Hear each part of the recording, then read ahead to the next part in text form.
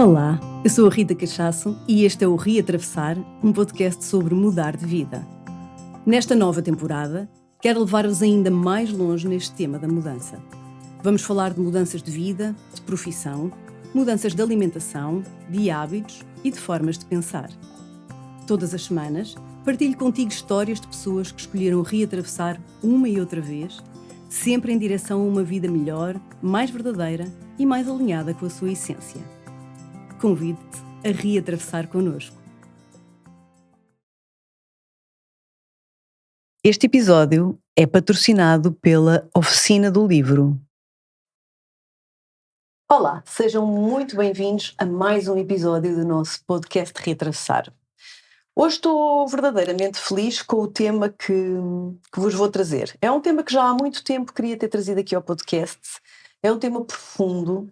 E é um tema que muitas vezes nós não gostamos de falar, mas é um tema mesmo importante. Vamos falar de morte e desta passagem que é a morte.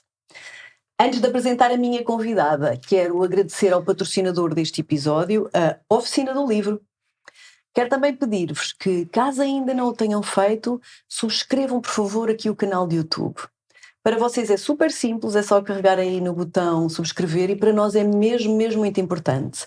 Tivemos acesso a algumas estatísticas e muitas pessoas que assistem a este podcast ainda não subscreveram o canal. Então, por favor, subscrevam porque isso ajuda-nos a manter o podcast cada vez com mais convidados e a manter o podcast também de uma forma gratuita e trazer-vos estes conteúdos tão interessantes. Sem mais demoras, passo a apresentar a minha convidada, Ana Infante. Olá, obrigada pelo convite e por terem trazido este tema que para mim é tão querido ao vosso podcast. Obrigada. Já andava há muito tempo a querer trazer este tema, acredita? Então fiquei muito contente aqui com esta parceria da Oficina do Livro que fez aqui também esta sugestão do teu nome e fiquei também a conhecer-te. Na verdade nós também estamos a conhecer-nos hoje. É verdade. Mas tu és, tanto quanto percebi, uma das pessoas mais que está mais por dentro destas áreas que vamos falar.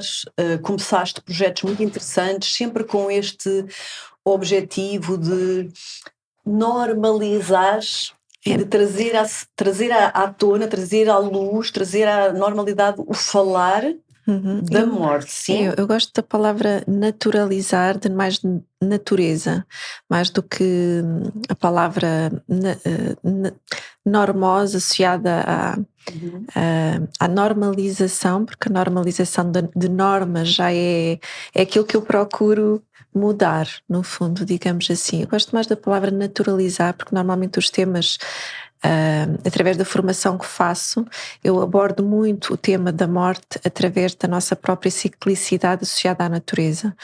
E então gosto muito da naturalidade do tema, de trazer a naturalidade ao tema. Acho que é assim que eu gosto de... ao tema da morte. Sim, é claro. Associada à nossa natureza intrínseca também. Sim. Eu gosto muito do tema normose e por isso o tema da normose é aquilo que eu procuro, que é aquilo que nos traz sofrer. Eu gosto muito das palavras, das narrativas, da palavra, não é? Da forma como nós usamos as palavras. E a normose é aquilo, são muitas vezes ações ou palavras ou atitudes que nós temos, mas que normalmente nos dão muito sofrimento. E a forma como nós olhamos a morte realmente traz-nos bastante sofrimento e é o sofrimento que nós precisamente procuramos afastar. E então acho que a palavra naturalizar e aproximar-nos dos ciclos da natureza que somos, acho que também ajuda a trazer um bocadinho mais de leveza, mais de suavidade a um tema que já não é habitualmente tão fácil de ser abordado. Claro que sim. Olha, vamos começar então por ti e pela tua história. Tu és enfermeira, não é? Formaste como enfermeira, és enfermeira já há muito tempo? 23 ou 24 anos, já me perdi um bocadinho no tempo e no espaço. Eu sou de Castelo Branco, cresci em Alcaíns e na zona interior do país, formei-me lá, fiz a licenciatura na escola lá em Castelo Branco e depois foi o namorado que eu tinha cá em Lisboa, que na altura que fez a ponte para eu vir para Lisboa e depois todo o meu percurso começou aqui, todo o meu processo, digamos assim, de transformação e encaminhamento que a vida me trouxe começou aqui em Lisboa, com esta passagem que eu fiz de sair da minha zona de conforto e na altura eu achei que ia trabalhar para a obstetrícia. E não foi assim, comecei a trabalhar em oncologia de cabeça e pescoço. E foi assim um confronto com uma realidade difícil, pela forma como as pessoas eram acompanhadas. Foi um confronto também comigo mesma, com as minhas próprias dores. Nós não escolhemos a profissão por acaso, não é? Então a minha questão do cuidar do outro também me foi devolvida, este olhar para mim própria e onde é que eu queria estar, onde é que eu estava no meu próprio lugar enquanto cuidadora. Então foi assim um confronto com a realidade e olhar a realidade como ela é. É um vipassana da realidade, mas também de nós próprios, digamos assim, não é? Então foi um processo de transformação muito grande na minha vida, mas também acredito que foi a vida que me conduziu ao lugar onde eu deveria estar para vir fazer aquilo que faço hoje. E fiz o mestrado em dor, a pós-graduação em cuidados paliativos, porque precisei de me informar para conseguir ajudar as pessoas. Sim, porque quando obviamente, isso eu por acaso não sei, mas ia-te perguntar, quando a pessoa se forma, não é, como enfermeira, ou como médico, não sei, parte dos cuidados paliativos é algo que faz ainda é parte. Muito pouco abordado. Ainda é a minha escola, por acaso, a professora Paula Sapeta. Muito obrigada, professora Paula. Foi uma das propulsoras dos cuidados paliativos, ainda hoje é. E foi ela que levou as formações avançadas para Castelo Branco, e ela falou do tema, mas eu quando vi a primeira vez no meu estágio de obstetrícia, vi um parto, é qualquer coisa assim de extraordinário. Eu na altura fiquei com aquele bichinho, eu vou fazer isto o resto da minha vida. E na altura saí da formação a pensar que ia trabalhar em obstetrícia, só que eu não escolhi vir para Lisboa, trabalhar para o Hospital de Santa Maria, não escolhi para o sítio que eu ia trabalhar, e comecei a trabalhar em oncologia de cabeça e pescoço, onde morria muita gente. Sintomaticamente também não bem, com sintomas não tão bem controlados, digamos assim. E todo o meu percurso depois começou... desenrolou-se. Sentiste necessidade de procurar mais formação em cuidados paliativos? Formação técnica, sim, em cuidados paliativos, porque na altura eu saí com a licenciatura, mas depois houve necessidade de aprofundar o tema, fiz mestrado, pós-graduação. E depois, paralelamente a isso, trabalhei em part-time, onde trabalho agora a full-time, no Hospital da Luz, em cuidados paliativos, porque eu aprendo muito pela experiência. Eu acho que só teoricamente é importante, mas depois nós precisamos de aplicar e desenvolver através do contato com outro ser humano. Esse que realmente, as relações trazem-nos assim uma aprendizagem gigante. E trabalhei em part-time na altura, e foi assim um processo de grande descoberta da vida, porque quando nós falar da morte é mesmo falar de vida, é falar de relações, é falar da espiritualidade, é falar de tudo, é trazer-nos mesmo mais à vida, com tudo aquilo que a vida nos traz, todos os paradoxos, luz e sombras, tudo. Paralelamente à parte mais técnica, o mestrado, pós-graduação e pronto, tudo isso, fiz também todo o meu percurso de autodescoberta e desenvolvimento pessoal, porque enquanto profissionais de saúde nós também somos humanos, também temos as nossas dores, também temos os nossos traumas, também temos os nossos mitos, preconceitos, não é? E é importante nós olharmos para esse lado também, para conseguirmos acompanhar o outro de uma forma mais verdadeira. Sim. Tenho curiosidade de saber como é que tu, portanto, vieste para Lisboa, fizeste esse estágio, foste trabalhar para esse IPO, para o Instituto de Oncologia? Foi Hospital de Santa Maria, mas na parte oncológica. Oncologia, sim, cabeça e pescoço. Como é que tu sentes que tens o chamado para trabalhar com este tema da morte? Porque na verdade tu estavas a dizer que viste pela primeira vez um parto e aquilo te encantou. Sim, e depois ainda acabei, passado uns anos, até foi na altura um bocadinho antes de Covid, eu ainda trabalhei em cuidados intensivos de queimados, porque decorrendo do meu mestrado eu trabalhei muito a dor iatrogénica, a dor associada aos próprios cuidados, e isso levou-me a ir para a unidade de cuidados intensivos de queimados, mas eu andei ali muito tempo, onde também morrem pessoas, onde eu também tentei levar o bichinho dos cuidados paliativos, porque os cuidados paliativos são transversais a qualquer área da medicina. Isto é importante também que se diga. E depois andei ali um bocadinho perdida, sem saber um bocadinho para onde é que eu deveria ir, não era bem a minha casa. Trabalhei escolhi depois trabalhar 2 anos em obstetrícia para ver se realmente se era por aí, e não. Aquilo que eu, ao trabalhar 2 anos em obstetrícia, aquilo que intrinsecamente me é mais familiar, me é mais casa e é fácil, porque acho que onde os nossos dons estão também é uma coisa que nos sai de uma forma muito natural, e foi acompanhamento na perda gestacional.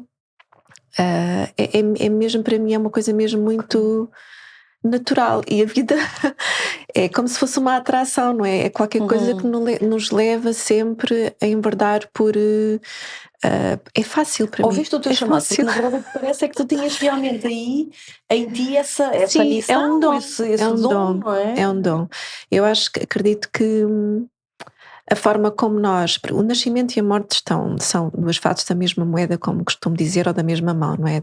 E a forma como eu nasci pélvica, eu estava virada de rabo. O que é isso, nascer pélvica? Estava virada de rabo para o mundo, okay. E puxaram-me pelos pés, e acredito muito que a forma como nós nascemos, a forma como a nossa família, tudo isso nos molda depois, e mesmo os traumas, não é? O trauma não é só uma coisa negativa da vida, tem um lado também positivo, nos molda e nos ajuda a nós virmos exercer também os nossos dons.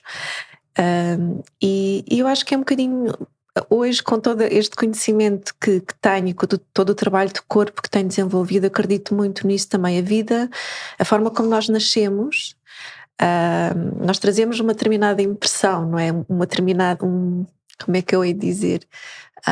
Já vimos com uma determinada intenção ao nascer. Escolhemos os pais, a forma como nós vamos nascer, tudo isso que nos vai depois moldar a nós virmos exercer aquilo que são os nossos dons, se tivermos a capacidade para escutar. Pronto. E acredito que a vida me conduziu a que eu estivesse nos lugares, nos sítios, nas relações com as pessoas que realmente me ajudaram depois a trazer-me à vida e a trazer aquilo que eu sou à vida. E continuo no processo de transformação, claro, porque isto é um non-stop, não é? É um reatravessar, é o nome do podcast. Sim, estamos sempre. Sim, então tu tornaste aquilo que se chama uma doula da morte. Eu há pouco tempo ouvi falar deste tema e, aliás, até o teu livro te apresenta assim, não é? Sim. Doula de fim de vida. Sim. E é curioso porque hoje em dia já quase toda a gente ouviu falar das doulas de nascimento, não é? Portanto, as mulheres que têm um conceito antigo, que ajudam as grávidas, não é? No seu processo e nascimento.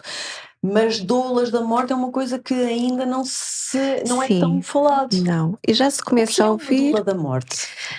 Então, eu também fiz, quando estava a fazer o curso de doula de nascimento com a Rede Portuguesa de Doulas, foi quando surgiu a ideia de criar as doulas da morte em Portugal. E no fundo também é um bocadinho fazendo este paralelismo com o nascimento e a morte, é alguém, porque nós antes fazíamos isto de uma forma muito natural, não é? E não assim há tanto tempo atrás, as pessoas morriam mais em casa, e as pessoas sabiam reconhecer o que estava a acontecer e sabiam acompanhar. Claro que a ciência evoluiu, a medicina evoluiu, e enquanto antes as pessoas sintomaticamente, em termos de dor, falta de ar, dependendo da doença, não é, que poderia estar associada, não estariam tão bem medicadas, e é importante que isso aconteça. E hoje a evolução da ciência também nos permite fazer com que as pessoas estejam sintomaticamente bem. O que aconteceu foi que transferiu-se depois o acompanhamento das pessoas queridas para o hospital, para as instituições. E criou-se assim, afastámos também dos ciclos da natureza, cada vez mais, não é? E então a morte parece que deixou de fazer parte dos ciclos. Os invernos, outonos e invernos deixaram de fazer parte. Vamos fechar a morte dentro de uma instituição e fica lá 7 chaves. E as pessoas deixaram de reconhecer os sinais e sintomas que acontecem, de reconhecer, porque tal como no nascimento, existem sinais e sintomas que acontecem quando nós estamos a iniciar a nossa passagem para o próprio ou que os de fora observam? Para o próprio e para quem observa, não é? Então a doula é alguém que há muita coisa. Um dos meus objetivos enquanto doula é trazer informação, literacia, porque não existe muito pouca literacia nesta área em Portugal e não só. E um dos objetivos da doula é precisamente trazer informação, ciência a esta área, informação às pessoas que não conhecem, não é? E são muitas, com certeza, muitas, porque é um tema que não se fala assim com muitas. tanta E convém ser com antecedência, convém ser desde as crianças, não é? Para as crianças falam disto de uma forma muito mais natural do que os adultos, porque na altura que alguém está efetivamente no seu processo de largar o seu corpo, está a passar por um processo emocional, espiritual intenso, e a sua família, amigos à sua volta também estão a passar pelos seus processos de passagem emocionalmente muito fortes, é difícil que depois compreender intelectualmente a informação intelectual que nós estamos a passar. Olha, está a acontecer isto, isto e isto, por isto, por isto. É mais difícil de chegar. É possível, mas é mais difícil das pessoas receberem a informação. Então, quanto mais cedo nós começarmos a trazer estes temas, a falar sobre estes temas tão naturais que fazem parte da vida, mais fácil é nós passarmos por os nossos processos de uma forma muito mais suave. Isto não quer dizer que não possamos sentir medo, tristeza, raiva, todo o espectro emocional que faz parte do ser humano, não é? Mas podemos passar pelo processo compreendendo o processo e que seja mais suave. Então a doula traz informação, traz conhecimentos, traz aquela família. A família, pode ser o doente também, pode ser alguém que queira pode ser durante o processo de finitude, mas também pode ser alguém que queira saber mais, ou que esteja a passar por um processo de luto. Também pode ser um luto de alguém que já morreu há muito tempo e que ainda não foi trabalhado. Pode ser perda de um animal de estimação também, que é uma coisa que não é muito falada.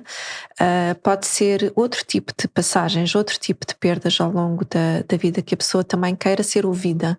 A presença ativa, a escuta ativa é uma das componentes do treino da doula, sem querer e que se treina. Por isso o trabalho somático, o trabalho e o autoconhecimento é tão importante para nós conseguirmos acompanhar o outro naquilo que o outro precisa e não projetar as nossas coisas, a nossa bagagem no outro, naquilo que nós achamos que o outro precisa, porque no fundo somos nós que precisamos daquilo, não é? Então perceber as necessidades do outro, reconhecer as necessidades do outro e estar nesta presença ativa, nesta escuta ativa do outro, numa presença compassiva, também é um treino e é muito importante que se desenvolva através muito do autoconhecimento. Reconhecer sinais e sintomas de fim de vida é muito importante, e os sinais e sintomas podem acontecer muito antes da pessoa largar o seu corpo. Isso faz toda a diferença para quem está a acompanhar. Eu costumo comparar mais uma vez com o nascimento. Quando a criança nasce, ela nasce a beber o colostro, que é uma coisinha, uma gotinha de leite minúscula, que é muito uma vacina, digamos assim, essencial para o bebê, e depois, à medida que o seu metabolismo vai acelerando, ele vai aumentando a sua capacidade de beber leite, e o leite é uma energia que ele precisa, não é? É energia, o alimento é energia. E nós adaptamos o alimento e a energia do alimento às nossas necessidades nutricionais em todas as fases da nossa vida. Quando nós estamos a envelhecer, ou quando temos uma doença crónica e irreversível em que o nosso metabolismo vai reduzindo naturalmente, o corpo sabe fazer o processo, o nosso metabolismo vai reduzindo, as nossas necessidades energéticas, é como uma pilha, não é? Vão reduzindo, nós não precisamos lhe dar mais energia. Vamos reduzir a quantidade que nós lhe estamos a oferecer, vamos adaptar os cuidados também. Isto é uma forma de nós oferecermos amor. Eu costumo dizer que mais do que amar é preciso sabermos amar o outro. E então falar sobre estes temas é muito importante, com alguma antecipação, para quando nós chegamos e estamos a passar por estas... Nós passamos, eu se morrer com 80, 90 anos, vou passar por mudanças fisiológicas, não é, no meu corpo, que eu vou reconhecer e que vão dizer alguma coisa está aqui. Aliás, eu tenho 44 anos, eu faço 45 este ano, estou numa perimenopausa e reconheço mudanças no meu corpo. E é importante nós sabermos o que é que está a acontecer para que tragamos a qualidade de vida a esta fase de vida que nós estamos a passar. Então, antecipar o que está a acontecer, reconhecer o que está a acontecer, reconhecer as necessidades do nosso corpo nesta fase da nossa vida, permite-nos viver com mais qualidade, com mais amorosidade, connosco e com todas as nossas relações, porque depois também vamos reconhecê-las no outro que vai passar pelas mesmas fases. Então falar sobre isto é trazer mais qualidade de vida à nossa vida, e não ao contrário. Por isso é que digo, falar da morte é mesmo falar da vida, e a morte faz parte da vida. Nós vivemos a nossa morte. Claro, mas até há a ideia contrária, estás a dizer isso, porque até há muito aquela ideia de não quer falar disso, quando fala, não bate na madeira. Parece que falar da morte atrai, como se falar da morte atraísse a morte, não é? É quase Eu acho que afasta-nos da vida, traz-nos uma profundidade, uma reflexão sobre nós, quem somos, sobre o que é que nós queremos trazer à nossa vida, como é que nós estamos nas nossas relações, traz-nos uma profundidade que às vezes é difícil de ser olhada. Nós vivemos muito numa sociedade que quer muito olhar só para cima, para a luz, pensamento positivo, e nós somos todo o espectro emocional. Nós somos o positivo e o negativo, somos o yin e o yang, sobre a luz e a sombra, a noite e o dia. Quer dizer, nós somos tudo e só somos completos ao viver esta totalidade, não é? Não, uma coisa não existe sem a outra. E a morte é aquilo que nos permite realmente trazer mais inteiros à vida, mas é aquilo que nos permite refletir na forma como nós estamos na vida, e muitas vezes transformar aquilo que nós está tão alinhado, permitindo-nos essa transformação para nos trazer à vida de outra forma. Claro. Isso às vezes assusta-nos. Não, assusta, e também assusta. É difícil. Sim, claro que sim. Difícil. E também há outra coisa que assusta, que é o facto de a morte. Há uma coisa que é a morte, não é? Há outra coisa que é o processo de morrer. E esse processo de morrer muitas vezes é mais assustador, pelo menos para mim, do que propriamente a morte em si, não é? Mas quando nós vivemos estes processos ao longo da nossa vida, todos os processos transformam, todos os convites que a vida nos faz, porque há muitos, e a Joana teve no último podcast, e ela, no livro dela, também fala um bocadinho sobre isso, nos mergulhos, não é, que nós fazemos. Esses mergulhos permitem-nos trazer mais à vida de uma forma mais transformada, e estes processos de transformação são difíceis, não são fáceis, mas fazem parte da nossa ciclicidade de estar, do que é estar na vida. Não é o contrário, não é? Permitem-nos trazer mais inteiros à vida. Eu acho que isso assusta as pessoas, e é difícil, não é fácil, mas quanto mais nós reconhecemos os processos, mais torna-se mais ameno, digamos assim, atravessá-los, e também ficamos com mais recursos, com mais ferramentas, rodeados das pessoas que realmente são importantes, que nos ajudam a atravessar esses mesmos processos, porque é difícil de o fazer sozinho, e nós também nos podemos questionar quem é que está ao nosso lado a atravessar estes processos. Quem é que realmente está ao nosso lado a atravessar estes processos? Portanto, a morte permite-nos levantar estas questões e viver de uma forma um bocadinho mais profunda, e não só assim à superfície.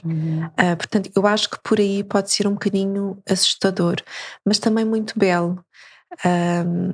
E houve uma pessoa uma vez numa formação há relativamente pouco tempo perguntou-me: eu não consigo ver beleza no processo, e eu respeito, porque às vezes temos que ir a conta-gotas, homeopaticamente, a falar destes assuntos, porque estamos a tocar em dores às vezes profundas e muito sensíveis, e é importante que não vamos de uma forma muito bruta tocarem nestes lugares, mas que há muita beleza, e eu já acompanhei muitas pessoas, e a doula também traz muito esta presença e este olhar da beleza do processo, da amorosidade do processo, através da transformação do próprio espaço, de pequenas mudanças do espaço, reconhecendo a própria família, que está muito focada no seu processo de transformação e lutos internos, na parte mais técnica às vezes do próprio cuidar, e que faz parte. Então a doula traz este olhar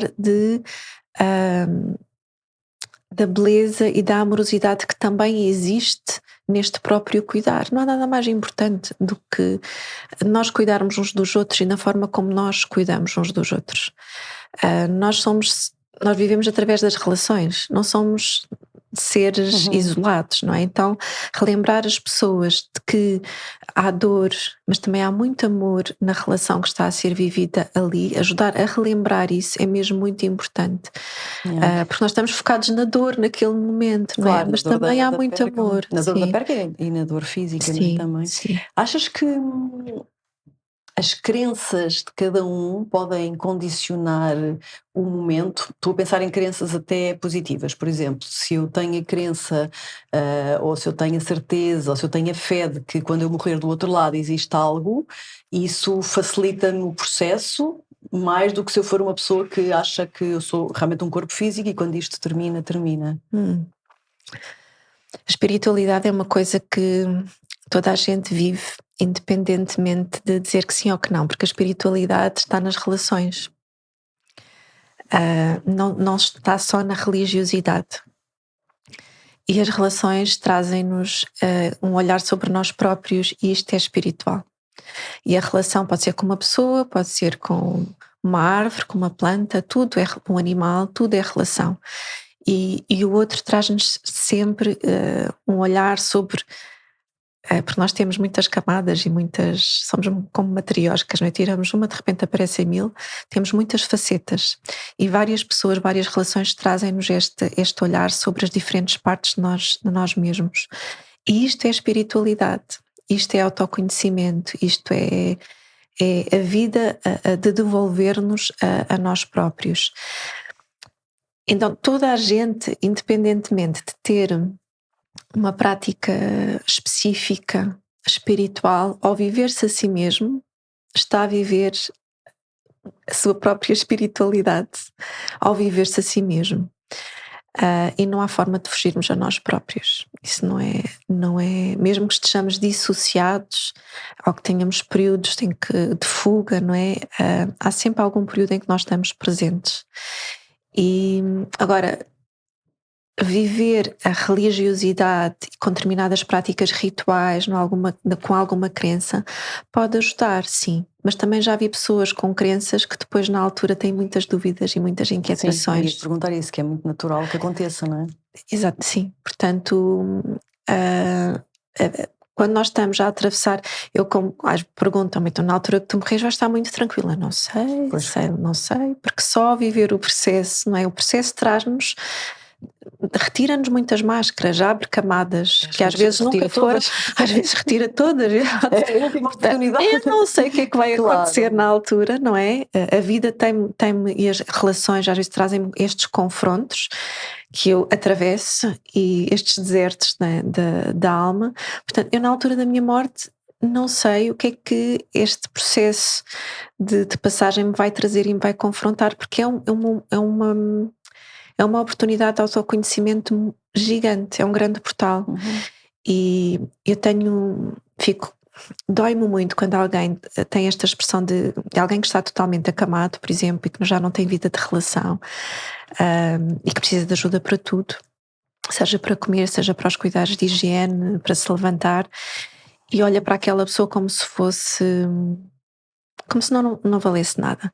Isso custa-me bastante, e porque nós olhamos para os seres humanos como se tivéssemos que estar sempre constantemente a produzir coisas, e se não tivermos a produzir coisas, deixamos de ser humanos. Como se o nosso valor fosse produzir alguma coisa. E eu relembro que, para quem tem prática de meditação assim longa, quando nós estamos sem fazer nada, nós estamos internamente a viver processos intensíssimos. E a vida traz-nos este confronto. Os processos interiores, estes processos de crescimento e de autoconhecimento interior são avassaladores e energeticamente consomem imensa energia, que nós precisamos descansar muito mais. Então a pessoa que está num processo de não fazer nada e a fazer até a sua travessia, está a viver aquilo com uma intensidade e uma interioridade muito, muito grande, que é preciso reverenciar esse processo, é preciso cuidar de uma forma muito, muito amorosa e com muita referência, e não é dizer que aquela pessoa é um caco, já não está cá a fazer nada. Isso é mesmo muito, a mim magoam-me estas palavras, é mesmo muito doloroso, porque é não reconhecer o processo interior que todos os seres humanos, independentemente de estarem, eu estou aqui a falar e internamente posso estar, não se ninguém sabe, não é? É viver um processo de transformação intenso. E se calhar precisar de recolher também, de estar mais recolhida. Então as pessoas, quando estão também mais dependentes e sem vida de relação, às vezes com alguma incapacidade de terem comunicar, às vezes são as pessoas que estão a viver os seus processos mais intensos interiormente. Não é o facto de nós estarmos ativos que faz com que estamos menos ativos interiormente e a viver a nossa espiritualidade interior de uma forma muito intensa. Eu até diria em ligação a uma consciência maior do que às vezes nós que estamos mais distraídos com as coisas que nós temos a fazer no nosso cotidiano está mais ativa, claro. Exatamente, que claro que sim. E tu já deves ter acompanhado muita gente, não é? Por esta altura já trabalhas há muitos anos, já deves ter acompanhado muita gente. Estas são curiosidades. Nos momentos finais, é muito parecido para todos? Mesmo aquele fim? É muito... algo que tu identifiques como padrão? Há sinais e sintomas que são muito... que são... como é que eu ia dizer? É como a mulher está grávida, a barriga, que toda a gente sabe o que acontece, não é? A barriga cresce, há as contrações, pronto, há toda a gente... mesmo quem nunca teve grávido, não é? Toda a gente sabe. Pronto.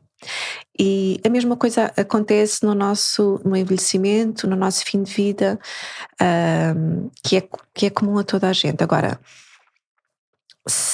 quando é que acontecem? O período em que acontece, porque é muito oscilante, varia muito, não há uma ordem específica, mas acontecem, ou não há um tempo específico, pode ser mais longo, mais curto, e depende muito da forma como nós vivemos toda a nossa vida. Depende muito da nossa bagagem, porque a morte faz parte da vida, mas é um processo de transformação, tal como todos os outros que nós vivemos, supostamente, ou deveríamos viver, não querendo aqui estar a obrigar ninguém a fazer nenhum processo, não é? Mas a vida devolve-nos este olhar sobre nós e pede-nos transformação, pede-nos ciclicidade, a vida vive dentro de nós. E a passagem, parir o nosso corpo, é mesmo parir, nós parimos, a nossa alma vai parir o nosso corpo. E há sinais e sintomas que se vão manifestando. E podem ser mais cedo, e depois há outros, quanto mais próximo está o momento da última respiração, digamos assim, mais intensos podem manifestar. Mas é muito variável. Nossa alma vai parir o nosso corpo, é uma coisa bem bonita. É, e é um bocadinho assim. Nós largamos o nosso corpo. E nós parimos, a nossa alma vai parir o nosso corpo. E há sinais e sintomas que se vão manifestando. No processo de envelhecimento, eu já atingi assim o pico, o cume, e estou numa fase mais descendente, digamos assim, porque já passei dos 40, pronto, independentemente do que isso signifique, há sinais e sintomas que o meu corpo começa a manifestar. Não vou morrer brevemente, acho eu, não sei, mas à medida que o corpo vai envelhecendo, os níveis de energia, os níveis de água vão baixando e há sinais que o nosso corpo vai apresentando. Isso não quer dizer que nós não podemos trazer qualidade de vida à nossa vida, aumentando massa muscular, tendo uma boa alimentação, autocuidando-nos, não é? Nesta fase, mas sabemos que é diferente, que estamos numa fase diferente. Tem um sentido de realidade, não é? De como as coisas são. E isso, olhar para a realidade permite-nos trazer mais qualidade, não é o contrário. Ignorar não faz com que a qualidade de vida e a amorosidade sobre nós próprios aconteça assim de forma espontânea. E há pequenos sinais e sintomas à medida que nós vamos envelhecendo que são notórios.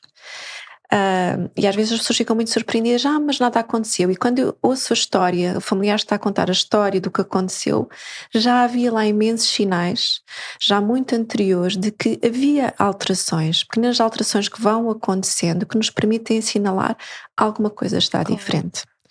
E o processo depois, o aproximar da morte, a última respiração, pode demorar algum tempo, mas já aqui pode ser 1 ano, 2 anos, e depois vão intensificando, digamos assim.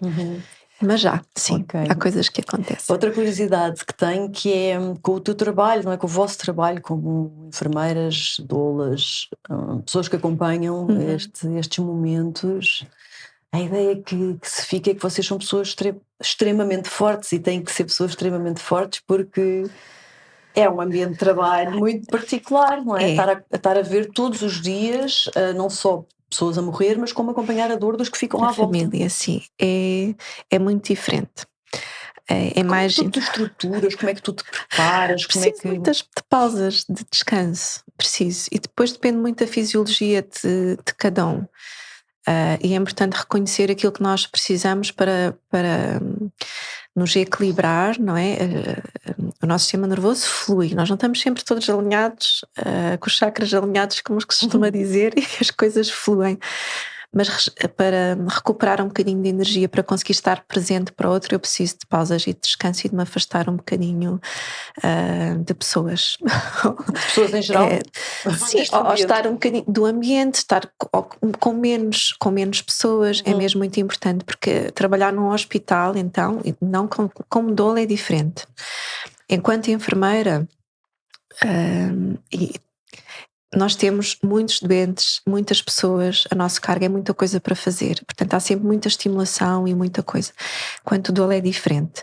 Enquanto doula nós estamos com uma pessoa, com uma família, então a nossa capacidade de atenção e de presença é totalmente diferente. Por isso é que a presença da doula é diferente, e às vezes há alguma resistência, digo aqui, dos profissionais de saúde. Eu trabalho enquanto enfermeira no hospital e conhecem-me, e tenho falado muito sobre estes temas, mas ainda há alguma resistência e algum medo até da palavra doula, tal como há no nascimento, apesar de já as doulas de nascimento já existirem em Portugal há algum tempo. As doulas da morte é uma coisa relativamente mais nova, e espero que, e há doulas em todas as áreas, desde professoras universitárias a terapeutas, enfermeiras, médicas que fizeram a formação.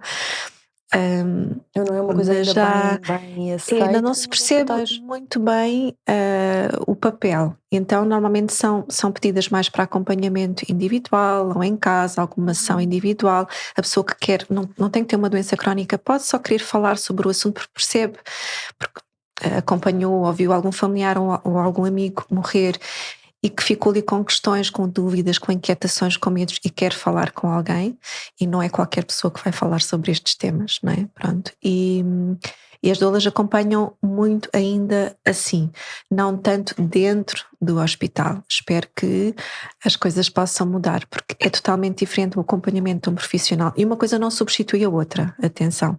É muito diferente o acompanhamento de um profissional que está focado em tudo aquilo que tem que fazer, da componente técnica, da presença ativa e de uma escuta ativa plena para uma pessoa ou para uma família. É totalmente diferente, não tem nada a ver. Ter as duas. Sim, com tempo, com calma, para escutar, para ouvir, não é 5 minutos. Sim. E tu tens sido uma voz bem ativa em Portugal por isto, não é? Porque eu próprio senti no meu trabalho esta dificuldade, não é? E eu quando estava a criar a formação, a construir os módulos e a formação, e percebi que fora de Portugal já as doulas da morte, ou as doulas de fim de vida, já existem há bastante mais tempo. Eu só percebi na altura, e foi engraçado, e houve outros profissionais de saúde que criaram precisamente esta formação porque sentiram precisamente o mesmo que eu estava a sentir. É preciso chegar às pessoas, é preciso criar relação, não é só parte. A técnica é importante, claro que sim. Dar medicação, alívio sintomático, a parte mais das atividades de vida diária, tudo, sinais vitais, enfim, há imensas coisas, a alimentação que nós fazemos. Mas depois criar relação, confiança, segurança. Segurança é a pessoa sentir-se segura com quem está. É fundamental para o seu processo de cura, e cura eu coloco aqui entre aspas, porque a cura não tem que ser a cura da doença física, é muito além disso. Isso é transformador, e isso só se consegue criando laços, criando vínculos, e não é assim, e claro que se consegue às vezes estando 1, 2, 3 vezes com aquela pessoa, em 5 minutos, 10 minutos, mas estando presente de uma forma mais consistente, mais longa, escutando realmente aquela pessoa, cria-se um vínculo e uma presença totalmente, e uma segurança totalmente diferente, que é muito importante ser criada e gerada. E que a doula pode trazer. Sim, e tu tens sido essa voz ativa no sentido até de dignificar um pouco toda esta área dos cuidados paliativos, que infelizmente, tanto quanto percebo, é muito... Está muito aquém, infelizmente. Para mim, eu digo mesmo, e vou arriscar dizer, é criminoso. Eu sempre sensibilizo-me um bocadinho ao falar disto, porque peço desculpa. Não me peças. Mas eu sou assim, como peixiana. Mesmo assim que temos que ter. Como peixiana. Porque tu tens mesmo uma causa, e vê-se que tu és mesmo tens mesmo uma missão, não é? De dignificar. E é por isso que às vezes preciso descansar um bocadinho, também resguardar, porque é uma coisa mesmo assim que faço de coração. E quero mesmo que as pessoas passem por estes processos de uma forma, porque isto tem impacto em quem fica, e acredito muito que tem impacto energeticamente falando também no mundo inteiro. A forma como nós nos relacionamos, passamos pelos nossos processos de transformação e morremos. Isto tem impacto. E os cuidados paliativos, falando agora aqui um bocadinho desta especialidade, ou que deveria ser uma especialidade da medicina, está muito, muito, muito aquém daquilo que deveria ser. E as pessoas deviam estar muito mais bem acompanhadas, muito mais bem assistidas, e infelizmente isto não acontece. É importante que se diga, olhar para a realidade como ela é importante. A morte é transversal a qualquer fase das nossas vidas, desde a gravidez, a neonatologia, as crianças também morrem, também há cuidados paliativos pediátricos, não é só, a morte não acontece só quando nós envelhecemos ou quando temos uma doença crónica.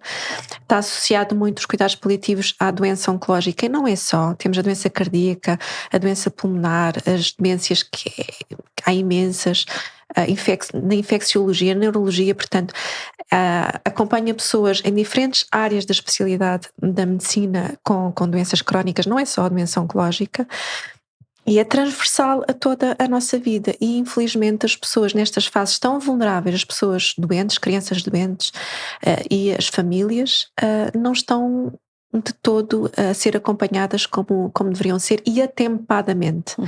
Porque infelizmente, e eu vejo muito isto a acontecer, as pessoas a serem transferidas ou chegarem ao serviço de cuidados paliativos para morrer. E isto não deve acontecer. Nós podemos acompanhar, e é importante também desconstruir a ideia de que os cuidados paliativos só acompanham pessoas na fase final da sua vida. Nós acompanhamos pessoas, ajudamos as pessoas a viverem o mais ativamente possível ao longo da sua vida, desde que é diagnosticada uma doença crónica irreversível. Isto pode ser no início da doença, a pessoa pode estar ativa ainda, e a pessoa pode continuar a ser acompanhada pela sua especialidade dita curativa, não é? E, paralelamente, a ser acompanhada pelos cuidados paliativos, tal como, por exemplo, uma pessoa que tenha uma patologia cardíaca e outra respiratória, pode ser acompanhada pela cardiologia, pneumologia. Portanto, há um complemento, não é? E os paliativos deviam fazer parte também desta interdisciplinaridade e não ser vistos como uma especialidade menos digna. É uma especialidade de medicina? Ainda não, eu espero que sim. Na enfermagem já é a especialidade de enfermagem em cuidados paliativos, há relativamente pouco tempo. Já há disciplina de cuidados paliativos na medicina, mas não é obrigatória, portanto só alguns médicos é que escolhem. Ainda ontem eu estive num dia de café e uma médica do 4º ano dizia que, acho que foi assim que me disse, dentro de 40 alunos, 10 escolheram fazer a disciplina de cuidados paliativos. Pronto, já não é um número mau, mas não é obrigatório, que para mim deveria ser obrigatório, porque é transversal. Eu trabalhei em cuidados intensivos 10 anos, há doentes a precisar de acompanhamento de cuidados paliativos. Eu trabalhei em obstetrícia, havia doentes a precisarem de acompanhamento de cuidados paliativos. Portanto, não é só... E os doentes não devem ser transferidos para cuidados paliativos só para morrer. Todo o trabalho que nós deveríamos fazer de ensino, de educação, de antecipação de sintomas, sinais de sintomas do que é que vai acontecer, o acompanhamento psicológico, espiritual, físico, da família, do doente, para trazer mais qualidade de vida às pessoas, é muito importante que seja antecipado, que não seja ali naquele momento que seja feito, não é? Quer dizer, claro. Que tu saibas, há algum país que esteja mais evoluído nesta área? Sim, fora já as coisas não estão perfeitas. Eu tenho uma colega, doula enfermeira, está agora a trabalhar em Portugal, mas num hospital em Inglaterra. É um bocadinho melhor, mas não quer dizer que as coisas sejam perfeitas. Ainda há um trabalho muito grande a fazer, e muito daquilo que eu faço e tento trazer é muito falar, e agradeço mesmo o podcast por estar a falar sobre isto, educar as pessoas, trazer literacia às pessoas. É fundamental que a própria comunidade, que fala de outros temas e reivindica sobre outras questões, também reivindique sobre este tema. E só muitas vezes, quando está a acompanhar algum familiar e percebe a dificuldade que tem na referenciação aos cuidados paliativos, que é difícil, que não há internamento, que não há vaga, porque há muito pouco internamento, muito poucas vagas de internamento em cuidados paliativos. Nos hospitais públicos. Privados, mesmo portanto, de uma forma geral, que é tão difícil referenciar, que é tão difícil ter uma equipa a acompanhar ao domicílio, porque não existem. Então é preciso falar sobre isto. É preciso que as pessoas, na altura, só nessa altura que as pessoas, mas eu não tenho, pois não há. Claro. E eu própria, fosse diagnosticada uma doença crónica irreversível, eu não sei se tenho muitos contatos, é verdade, tenho muitos conhecimentos.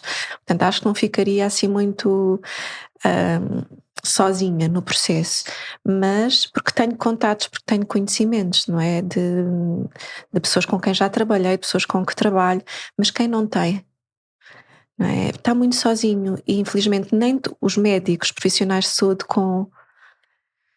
também são pessoas, mas também têm os seus mitos, os seus medos, os seus preconceitos, e têm muito desconhecimento também em como acompanhar nesta fase da vida, e também cometem muitos erros. E então é mesmo importante falar sobre trabalho a fazer isto. ainda nesta área, há muito trabalho. Sim, e olha, e tu começaste a contribuir um bocadinho para isso quando criaste uma formação para formar as pessoas a serem doulas da morte. Sim, é muito esta minha intenção, é sempre aproximar a comunidade. Então é uma formação que está aberta para qualquer pessoa, seja profissional de saúde ou não. É uma formação que mesmo profissionais de saúde procuram, porque procuram já criar outro tipo de relação com o tema e com as pessoas, também estar de uma forma diferente. E é uma formação que eu procuro trazer temas que abanam um bocadinho também. Trago dois fins de semana de xamanismo que pretende a pessoa viver, que é específico, fala de morte, não é? Enquadrado dentro da formação. Trago o trabalho somático, trago o renascimento, trago luta através do olhar da ecopsicologia, trago assim temas que permitem à pessoa ir dentro de si mesma, olhar para dentro de si, e perceber onde é que está, qual é o lugar que está na vida, com a sua finitude, com os seus processos de passagem. Pessoas para poderem fazer esse trabalho também. Sim. Nem toda a gente termina para ser doula, porque há pessoas que percebem: eu não estou capaz de fazer acompanhamentos, mas é para elas. Pronto, exato, também. Acaba por ser um trabalho do solo. E essa formação tu fazes num espaço, uma associação, não é? Não, faço com a Amara. Com a Amara, que é uma associação conhecida. É uma associação da Dignidade da Vida e da Morte. É uma associação que forma voluntários também, não é só as doulas, forma voluntários para acompanhamento em hospitais, em lares, em casa, sim. E neste momento a formação não há um espaço físico, a Amara não tem um espaço físico, é feita em Colares, num espaço que nós escolhemos para fazer a formação. E na Amara qualquer pessoa se pode inscrever como voluntário? Qualquer pessoa, sim, para ser voluntário tem que fazer uma formação também. Claro. E há a supervisão, que é muito importante. Portanto, tanto as doulas como os voluntários que são formados connosco têm depois, as pessoas não são lançadas assim. Claro. Têm acompanhamento, principalmente quem nunca acompanhou pessoas em fim de vida. É importante que tenha acompanhamento e supervisão e dizer: olha, está a acontecer isto, podes-me ajudar, tirar dúvidas. E há uma rede de suporte para acompanhar. Boa. Sim, é uma formação, digo sempre, isto é uma área exigente em termos, não é às vezes acham que as doulas é assim uma coisa qualquer. Não, há uma exigência técnica, há uma exigência na teoria, há uma exigência na presença, de estar connosco próprios e com o outro, e eu procuro trazer assim uma formação de excelência também com este cuidado. Não é uma profissão, não é uma coisa que esteja legal e precisamente legalizada, não é? Legislada. E por isso mesmo eu procuro ter muito cuidado com aquilo que trago. Há valores, há princípios, as coisas estão todas descritas que nós representamos no site, há competências e não pode ser feito de qualquer forma. Claro. Então quem tiver interesse nessa formação, onde é que pode saber? No site temos o doulasdofimdavida.com ou amara.pt. Ok, nós depois marcamos quem tiver interesse da pesquisa. Então, também o livro que tu escreveste chama-se A Passagem. Sim. E imagino que fala aqui muito sobre estes temas todos, não é? Fala sobre a vida, sobre a morte, fala dos sinais e sintomas de fim de vida também. As pessoas podem procurar e ler. Muito o feedback que eu tenho das pessoas é: se eu tivesse lido antes... E portanto todos podemos ler, não é? Porque sim, não há coisa mais certa. E fica ali na nossa rede. Olha, quando nós precisarmos realmente, depois, olha, tenho uma dúvida, vou lá. Sim. E recorrer olha, quando é preciso. Nós podemos ter, que é: vamos precisar, de certeza absoluta. Para nós, para outros. Isso. Onde é que as pessoas podem encontrar o livro? Em qualquer livraria? Em qualquer livraria, online, sim. Boa. É fácil de encontrar. E para as pessoas te conhecerem, te seguirem nas redes sociais? O Instagram, Ana Catarina Infante, é fácil. No site também tem lá a página que associa também àquilo que eu ofereço às pessoas, mas o Instagram acho que é assim mais fácil. E tu podes aconselhar quer os teus serviços como doula, quer como pessoas que obviamente já formaste e que podes recomendar também a quem esteja a precisar. Quando eu sinto que não estou capaz também de fazer um acompanhamento mais prolongado, eu encaminho também ou para o site ou para alguém que eu conheço de referência. Boa. Sim. Ana, trouxeste aqui o tema do verdadeiro e último derradeiro reatravessar que nós temos. Sim, depois de tantos que nós devemos fazer ao longo da nossa vida, sim. Olha, muito obrigada por Obrigada aquilo que eu. trouxeste, e sobretudo é um gosto, uma alegria estar à frente de alguém que tem mesmo uma missão e que aceitou a sua missão, que na verdade não é assim tão fácil. Então é mesmo uma alegria quando se sente que alguém aceitou aquilo que foi que lhe foi dado para fazer. Sim. Então obrigada por isso. Obrigada eu, obrigada à Leia e obrigada a ti pelo convite e a oportunidade de chegar a mais pessoas. Que bom, obrigada. Obrigada a todos. Espero que tenham gostado assim deste tema tão importante e que nos ajude a tornar mais natural todos estes temas deste último e derradeiro reatravessar para todos nós. Então vamos dar naturalidade, vamos trazer mais estes assuntos e vamos também de algum modo ajudar a quem está a trabalhar para dignificar os cuidados paliativos e esta fase de vida tão delicada. Foi um prazer. Encontramos-nos aqui no próximo episódio. Até lá. Este episódio foi patrocinado pela Oficina do Livro.